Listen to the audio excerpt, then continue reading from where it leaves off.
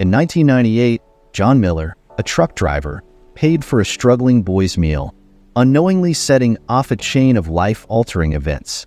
Days later, John received a letter from the boy, Ethan, claiming John might be his father. Determined to uncover the truth, John discovered Ethan and his mother, Sarah, were entangled with dangerous criminals. Ignoring a threatening warning, John confronted Sarah, only for armed men to attack. In the chaos, John was fatally shot, and Ethan vanished without a trace. The tragic tale of love, sacrifice, and unanswered mysteries left the town haunted for years. Hi everyone, welcome to True Emotional Whisper. Today, I'm excited to share a new story with you. In the fall of 1998, in the small, bustling town of Salem, Oregon, an ordinary act of kindness set into motion a chain of events so haunting and unexpected that it would change lives forever. At the heart of this tale were two strangers, John Miller, a 45-year-old truck driver with a weathered face and a quiet demeanor, and Ethan Carter, a 10-year-old boy whose eyes sparkled with curiosity despite the obvious challenges in his life. It was a chilly October afternoon when John, weary from a long haul across the state, stopped at a roadside diner named Maggie's Place. The diner, known for its classic cheeseburgers and homemade pies, was buzzing with chatter and the clatter of plates.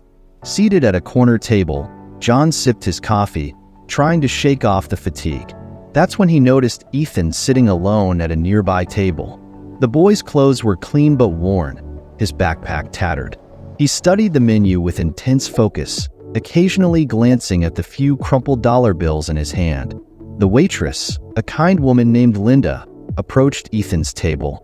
"Ready to order, sweetheart?" she asked gently. Ethan hesitated.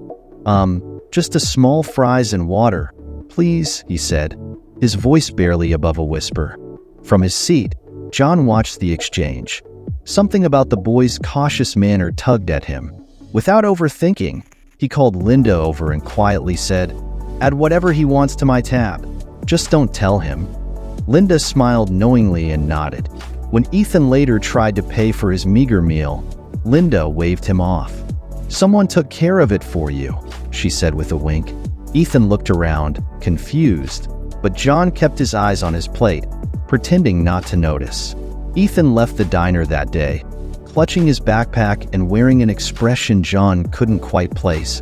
Was it gratitude? Embarrassment? Relief?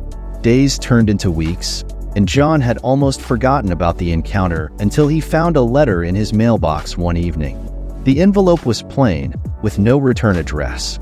Inside was a single sheet of paper, handwritten in careful, shaky script. "Dear Sir, you don't know me, but I wanted to thank you for what you did at Maggie's Place. My name is Ethan Carter, and that meal meant more to me than you can imagine. You see, I live with my mom, and she's been very sick. We don't have much, and that day, I was really hungry but didn't want to bother her about it. You made me feel like someone cared. I also want to tell you something strange. After that day, I found an old notebook in my mom's closet. It belonged to my dad, who I never met. Inside, there's a name written over and over, John Miller. My mom says it's probably just a coincidence, but I can't stop wondering if you might be the same person. Do you know my dad? Thank you again for your kindness. Ethan Carter." John's hands trembled as he read the letter. His mind reeled. John Miller wasn't exactly an uncommon name, but the thought of being connected to this boy in some way felt impossible. Or was it? The letter gnawed at John's thoughts for days. He couldn't shake the feeling that there was more to the story, more to Ethan's quiet, piercing eyes. His curiosity turned into obsession. John started asking around, trying to learn more about Ethan and his mother. The answers he found only deepened the mystery. Ethan's mother, Sarah Carter, had moved to Salem about a decade ago, around the same time John had been living there briefly before his divorce. He had vague memories of that time, blurred faces, a tumultuous relationship, and nights spent drowning his sorrows at local bars. Could Sarah have been one of those blurred faces? But then, things took a darker turn. One evening, John drove past Ethan's school, hoping to catch a glimpse of the boy and maybe find the courage to approach him. Instead, he saw a black sedan parked near the schoolyard. Two men in suits were speaking to Ethan, their demeanor stiff and unsettling. Ethan looked frightened, but obediently followed them into the car. Alarm bells rang in John's head. He followed the sedan at a safe distance, his heart pounding. They drove to a decrepit house on the outskirts of town, a place John didn't recognize. From the shadows, he watched as the men led Ethan inside. The next morning, John went back to Maggie's place and asked Linda if she knew anything about Ethan or his mom. Linda hesitated before leaning in and whispering, "I probably shouldn't say this, but Sarah Carter used to work here. She left a few years ago, real sudden-like. Some folks say she was running from someone, or something. I think she got mixed up with the wrong people." John's blood ran cold. Who were those men? And why did they take Ethan?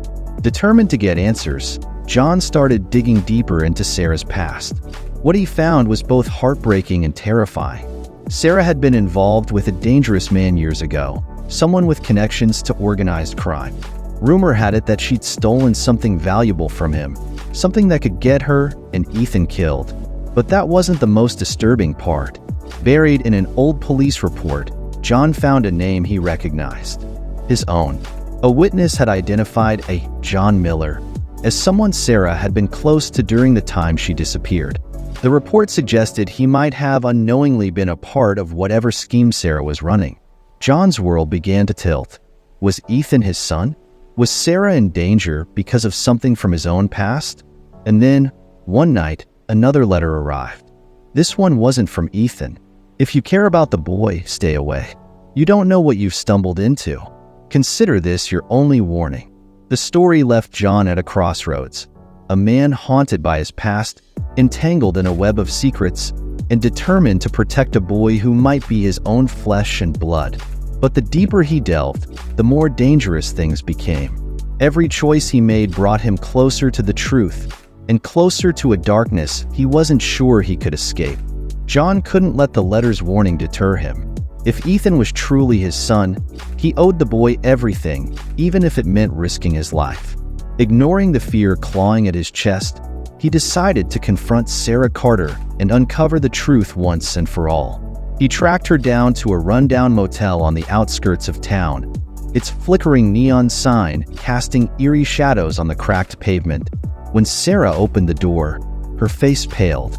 She looked older than John remembered, her once bright eyes dulled by years of hardship. "John," she whispered, her voice trembling, "you shouldn't be here." John stepped inside and cut straight to the point. "Is Ethan my son?" Sarah's eyes filled with tears, but before she could answer, the door burst open. The two men in suits from the school stormed in, guns drawn. "This ends now," one of them growled. In the chaos that followed, John fought back, trying to protect Sarah and get answers. A gunshot rang out, piercing the room with deafening finality. For a moment, everything stood still. John looked down to see blood spreading across his chest. He fell to the floor, gasping for air as Sarah screamed. The men grabbed her and dragged her out, leaving John bleeding on the filthy motel carpet. As his vision blurred, the image of Ethan's innocent face flashed in his mind. He wanted to tell the boy he was sorry, that he loved him, that he had tried. But the words never came.